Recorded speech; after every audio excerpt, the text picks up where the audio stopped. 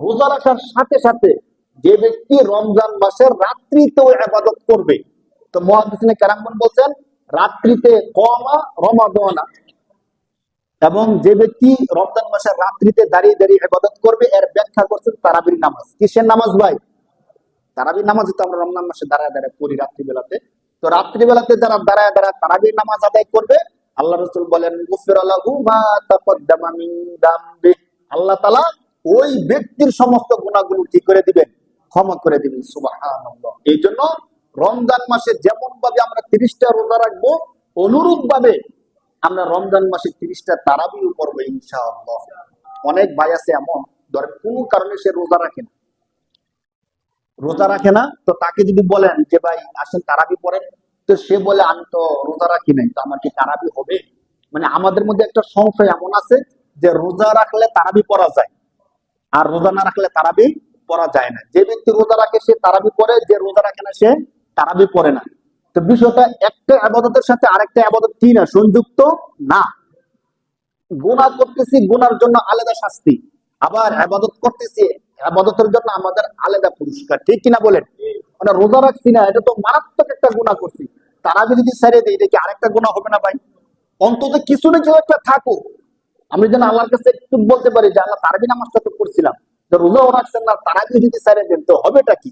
বাকি তারাবির মধ্যে আমাদের সবচেয়ে গুরুত্বপূর্ণ যে একটা পয়েন্ট, সেটা হলো রমজান মাসে তারাবির উসিলায় আমাদের একটা কোরআন খতম হয়ে যায়। সুবহানাল্লাহ। এটা কিন্তু সাধারণ কোনো বিষয় না। আমাদের এমন আছে অনেকে যে সারা জীবনে একটা কোরআন খতম করতে পারি না, এমন আছি না ভাই অনেকে? মানে কোরআন সে পারি না, এই জন্য কোরআন সারা জীবনও, যদি আমরা এমন বলি যে এই বছরে একটা খতম দিচ্ছেন, এমন কি আছে? হয়তো অনেক ভাই থাকবেন যে সারা বছরে কি করতে পারি না, একটা কোরআন খতম দিতে পারি না। এক নম্বর কথা। 2 নম্বর কথা হলো কোরআন খতম দিলেও আমরা যেহেতু কোরআনকে শুদ্ধভাবে পড়তে পারি না, অনেক ভুল আমাদের থেকে যায়। তাহলে সহি শুদ্ধভাবে সারা বছরে আমরা একটা কোরআন খতম আমাদের দেওয়া হয় না। রমজান মাসে এই তারাবির উসিলায় অন্তত রাত্রিবেলা দাঁড়ায় দাঁড়ায় আমরা যারা কোরআন শরীফ শুনি, তাদের কি হয়? সহি শুদ্ধভাবে আল্লাহ কোরআনটা সূরা ফাতিহা থেকে সূরা নাস পর্যন্ত একটা খতম করার সওয়াব হয়। সুবহানাল্লাহ। দেখেন, আমি কোরআন পড়তে পারি না, এই জন্য কোরআন খতম করতে পারি না, অথবা আমি কোরআন পড়তে পারি কিন্তু আমার ভুল হয়, তাহলে ভুল হলো তো সব হইলো না। কিন্তু রমজান মাসে যদি তারাবির নামাজটা পড়ি, এই উসিলায় সহি শুদ্ধভাবে আমার কোরআন খতম হয়ে গেল। কিভাবে? আল্লাহ রাসূল সাল্লাল্লাহু আলাইহি সাল্লাম বলেন কোরআন তেলাওয়াত করলে যেমন সওয়াব হয়, মনোযোগ সহকারে কোরআন শরীফ শ্রবণ করলে সমান সওয়াব হয়। সুবহানাল্লাহ। আপনাদেরকে আরো কিছু গুরুত্বপূর্ণ কথা বলি। এখন যে আবাদত গুলো করি, আবাদতের মধ্যে যদি একটা আবাদতে একটা সওয়াব হয়, রমজান মাসে একটা আবাদত করলে কয়টা সওয়াব আপনারা বলেন? 70টা সওয়াব। রমজান মাসে একটা আবাদত করলে কয়টা সওয়াব হয়? এখন এই রমজানের আগে যদি আমরা কোরআন খতম দেই একটা, তাহলে একটা কোরআন খতমের সওয়াব। রমজান মাসে যদি আমরা কোরআন খতম দেই একটা, তাহলে কয়টা কোরআন খতমের সওয়াব? চিন্তা করে দেখেন, সারা বছরে কি 70টা কোরআন খতম দিতে পারি? পারি না তো। তাহলে রমজান মাসে যদি আপনি নিয়ত করেন যে এই বছর অন্তত আমি তারাবি নামাজগুলি মিস করব না, কিচ্ছু করতে হবে না, শুধু ইমাম সাহেবের পিছনে দাঁড়ায় দাঁড়ায় তারাবি নামাজটা পড়ছেন, আর কিছু করেন না করেন, আপনার আমল নামার মধ্যে 70টা কোরআন খতমের সওয়াব এসে যাবে। সুবহানাল্লাহ। শুধু এতটুকু না, ওলামায়ে কেরামগণ আরো বলছেন যে আল্লাহ পাক রব্বুল আলামিন 70 থেকে বৃদ্ধি করে সওয়াব 7,000 পর্যন্ত দিবেন। কত হাজার পর্যন্ত? ওলামায়ে কেরামগণ বলছেন স্পষ্ট। এখন যদি আমরা 70 এর বৃদ্ধি করে নিয়ে যাই, একটা কোরআন খতমের সওয়াব যদি আল্লাহ 70 থেকে বৃদ্ধি করেন, তাহলে কয় হাজার কোরআন খতমের সওয়াব? 7,000 কোরআন খতমের সওয়াব। অথচ আমি কোরআন পড়তে পারি না, কিন্তু তারাবির নামাজ ইমাম সাহেবের পিছনে দাঁড়ায় দাঁড়ায় পড়ার কারণে আমার আমল নামার মধ্যে কত সওয়াব চলে আসছে ভাই? 7,000 কোরআন খতমের সওয়াব চলে আসছে। সুবহানাল্লাহ। এই অফারটা আমরা কেউ মিস করবো না ভাই, যেহেতু আমাদের মসজিদের মধ্যে খতমে তারাবি হয়। আঞ্চলিক এলাকা সহ অনেক মসজিদ এমন আছে খতমে তারাবি হয় না। তো খতমে তারাবি না হওয়ার কারণে কি হয়? একে তো সারা বছর কোরআন খতম করার সুযোগ নাই, রমজান মাসে কোরআন খতমের কি হয় না, সুযোগ হয় না। তো আমাদের মসজিদে কোরআন খতম হয়, এটা আমাদের জন্য অনেক বড় ভাগ্যের বিষয় না ভাই? আমি কোরআন তেলাওয়াত করতে পারি না, সময়ের ব্যস্ততার কারণে কোরআন খতম করতে পারি না, কিন্তু এমন সুন্দর একটা সুযোগ যে আমি কোরআন পড়তে না পারা সত্ত্বেও রমজান মাসে শুধু তারাবির নামাজ পড়ার মাধ্যমে আমার আমলনামায় 70টা কোরআন খতমের সওয়াব নিয়ে নেওয়ার সুযোগ আছে। এই জন্য আপনাদেরকে আমি বিশেষভাবে বলবো, যেহেতু রমজান মাস সামনে আসতেছে, এখন থেকে আমরা নিয়ত করি যে রমজানের একটা তারাবির জন্য না ছুটে, যদি আমরা কোথাও যাই, এখানে তারাবি পড়ছি তো বিশেষ কারণে অন্য জায়গায় যাব, তখন খবর নিব যে এখানে যাব ওখানে খতমে তারাবি আছে কিনা, থাকে আশেপাশে মসজিদে হলো থাকে, যেখানে খতমে তারাবি আছে ওখানে গিয়ে আমরা কি করব, নামাজটা তারাবি নামাজটা পড়ার চেষ্টা করবো। যেহেতু বাংলাদেশের প্রায় মসজিদে একই ক্যাটাগরিতে তারাবি নামাজটা পড়া হয়।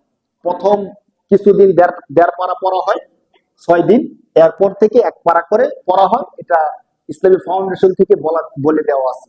বাংলাদেশের অধিকাংশ মসজিদ এইভাবেই হয়, কিছু কিছু মসজিদে 1.5 পারা 2 পারা ভিন্নতা আছে, কিন্তু অধিকাংশ মসজিদে এইভাবে হয়। এই জন্য আমরা চেষ্টা করবো অন্তত রমজান মাসে যেন আমার একটা কোরআন খতম হয়। এই ক্ষেত্রে অনেকে বলে যে রমজান মাসের তারাবির নামাজ কি 8 রাকাত নাকি 20 রাকাত। তো আমরা এই বিষয়ে না গিয়া আমরা বলবো, যদি কেউ 8 রাকাত পরে রমজান মাসে তারাবি, তার কি কোরআন খতম হইলো ভাই? এখন ছোট্ট একটা প্রশ্ন, 8 রাকাত পড়বো নাকি 20 রাকাত পড়বো? তো 8 রাকাত পড়লে তো 8 রাকাতই পড়লাম, যদি 8 রাকাত না পড়ে 20 রাকাত পড়ি তাহলে কি আমাদের গুনাহ হবে?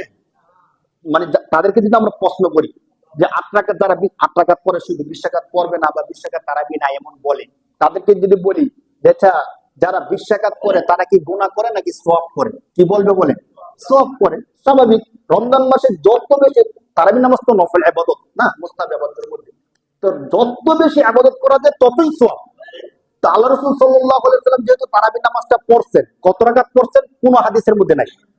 বুখারী শরীফের হাদিসের মধ্যে এতটুকু শুধু আছে, আম্মা জান আয়েশা রাদিয়াল্লাহু তাআলা আনহা বলেন যে আল্লাহ রাসূল সাল্লাল্লাহু আলাইহি ওয়াসাল্লাম মানুষদেরকে নিয়ে নামাজ পড়ছেন। ইতিহাসটা ছোট্ট করে বলি, রমজান মাসে আল্লাহ রাসূল সাল্লাল্লাহু আলাইহি ওয়াসাল্লাম এশার নামাজের পরে মসজিদের মধ্যে বসে বসে মসজিদের মধ্যে নামাজ পড়তেছিলেন। তখন সাহাবায়ে কেরাম কেউ ছিল না, কিছু সাহাবী দেখছেন। তখন সাহাবারা নিয়ত করছেন আল্লাহ রাসূল রাত্রিবেলা নামাজ পড়ে আমরা রাসূলের সাথে নামাজ পড়বো। পরের দিন সাহাবায়ে কেরাম রাসূলের সাথে এসে যুক্ত হয়ে গেছেন, রাসূল কিছু বলেন নাই। আল্লাহ রাসূল সাল্লাল্লাহু আলাইহি ওয়াসাল্লামের সাথে সাহাবায়ে কেরাম কি হয়ে গেছেন, নামাজের মধ্যে শরীক হয়েছে। তো আল্লাহ রাসূল সাল্লাল্লাহু আলাইহি ওয়াসাল্লাম যখন দেখছেন যে সাহাবায়ে কেরাম অনেক সাহাবায়ে কেরাম নামাজে যুক্ত হয়ে গেছেন, এর পরের দিন আল্লাহ রাসূল সাল্লাল্লাহু আলাইহি ওয়াসাল্লামকে তারা মসজিদে এসে দেখেন রাসূল নামাজ পড়তেছে না। রাসূল ওই দিন তাদেরকে নিয়ে আর নামাজ পড়ে নাই। কেন পড়ে নাই? হাদিসের মধ্যে আসছে, মুহাদ্দিসিন কেরামগণ বলেন যে আল্লাহ রাসূল যদি নামাজ পড়তে থাকতো ধারাবাহিকভাবে, আর সমস্ত সাহাবায়ে কেরামগণ তখন তো আল্লাহ রাসূলের সাথে নামাজে আয়েশা যাইতো, তো প্রতিদিন পড়ার কারণে এই নামাজটা উম্মতের উপর ওয়াজিব হয়ে যেত। কি হয়ে যেত বলেন? যদি কেউ ছাইড়ে দেয় তাহলে গুনাহগার হইতো। এর জন্য রাসূল সাল্লাল্লাহু আলাইহি ওয়াসাল্লাম সাহাবায়ে কেরামকে নিয়ে আর কি করে নাই, নামাজটা 3 দিন পর্যন্ত এটা পাওয়া যায়। এরপরে রাসূল আর কিছু পড়ে নাই। কত রাকাত পড়ছেন এটাও রাসূল বলে নাই, এবং কিভাবে পড়ছেন এই কথা হাদিসের মধ্যে নাই। শুধু এতটুকু হাদিসের মধ্যে, সহিহ হাদিসের মধ্যে আসছে। এরপরে আল্লাহ রাসূল সাল্লাল্লাহু আলাইহি ওয়াসাল্লাম চলে যাওয়ার পরে হযরত ওমর রাদিয়াল্লাহু তাআলা আনহু, উবাই ইবনে কাব রাদিয়াল্লাহু তাআলা আনহু, যিনি হাফিজুল কোরআন ছিলেন, সাহাবায়ে কেরাম যেহেতু আল্লাহ রাসূল তারাবি নামাজ পড়ছেন, তো সাহাবায়ে কেরামও নিজে নিজে নামাজ পড়তেছিলেন। রমজান মাসে এশার নামাজের পরে সাহাবায়ে কেরাম নফল নামাজের নিয়তে সবাই মসজিদের মধ্যে নামাজ পড়তেছেন বিক্ষিপ্তভাবে। কেউ কোণায় দাঁড়ায়, কেউ বারান্দায় দাঁড়ায়, কেউ মসজিদের মাঝখানে দাঁড়ায়, সবাই নামাজ পড়তেছিলেন। তো ওমর রাদিয়াল্লাহু তাআলা আনহু কি করলেন, সমস্ত সাহাবাদেরকে একসাথে করলেন, একসাথে করে বলেন যে এইভাবে বিক্ষিপ্ত নামাজ পড়লে কেমন দেখা যায়? আমাদের মধ্যে উবাই ইবনে কাব, তার কেরাত খুব সুন্দর।